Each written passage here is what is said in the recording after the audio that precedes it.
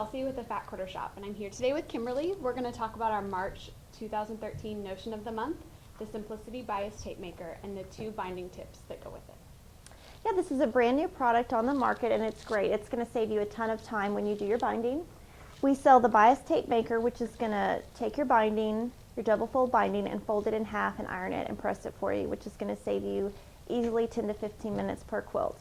What it does is it comes with a 1-inch finish bias tape maker, which can be used for flange and edges of dolls and things like that. But what we sell are the 2 1/4 inch and the 2 1/2 inch attachments that you can replace so that you can make binding for your quilts. So I'm going to show you how you can do that.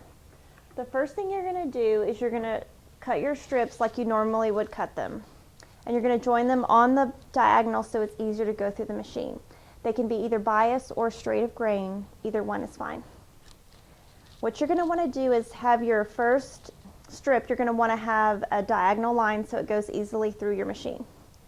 So what I'm going to do is I'm going to take off the 1-inch attachment that comes with the machine because it's too small, and we're going to start with the 2 1/2 inch attachment. And what you do is you feed your fabric through.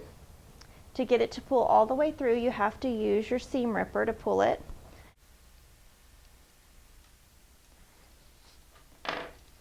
And you're going to pull this through until you get a big chunk coming through evenly. Pull this off. Now this is very hot. This is an iron. It is extremely hot. And you attach this down. And what I will say is you really need to have this machine on about 10 minutes for it to work. If you don't leave it on 10 minutes, it's just not going to be hot enough. So you push this down. It's flat.